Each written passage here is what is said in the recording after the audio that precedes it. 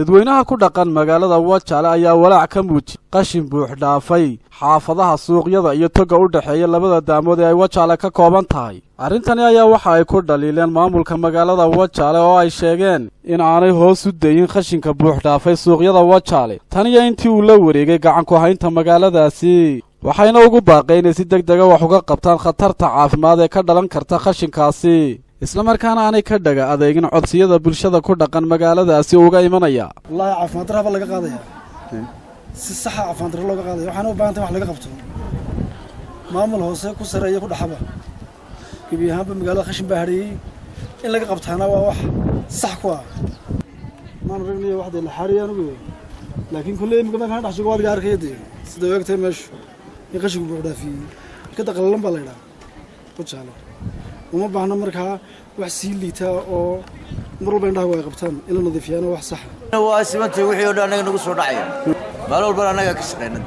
kharaj bixina lacagta jeebka ka bixina cashuur wala ka qaada dawladda soo siinaa iyada laftooda inay dabagal ku sameeyso meeshii lacag laga qaaday dadka laga qaaday ay shaqaalaha ka shaqeynay ay ku ilaaliyaan waxaan ka cabanaa xashiishkii ay ku fashilantay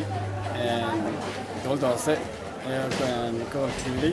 gaar ahaan degmada Wajale waxaan doonaynaa inay wax ka qabtaan xashiishka intuu raabku bilaamin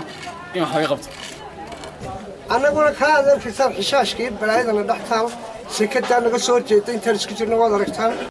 gudoomiyaha degmada Wajale Cabdi Saleebaan oo aan isku daynay inaan wax ka weydiino arrintani ayaana ii suurtagelin inaan wax ka weydiino kadib markii uu xidhnaa xafiiskiisa dawladda hoose dhinaca kale waxa muddooyinkii uu dambeeyay cirka isku sii shareerayay maranka dhinaca dhulka ah iyadoo sidoo kalena ay jiraan warar sheegaya in gudoomiyaha degmada Wajale uu fasaxay dhul ay maxkamadda sare xayirtay waxaanad la socon doontaan wararka iyaga dambe oo aan ku soo bandhigi doono nolosha bulshada ku dhaqan magaalada Wajale oo ah magaalo ganacsi isla markaana il dhaqaale badani ka soo baxo ah balse aan waxba lagaga soo celin bulshada ku dhaqan magaalada Wajale oo ay guud ahaanba ka aradan tahay baahiyaha arrimaha bulshada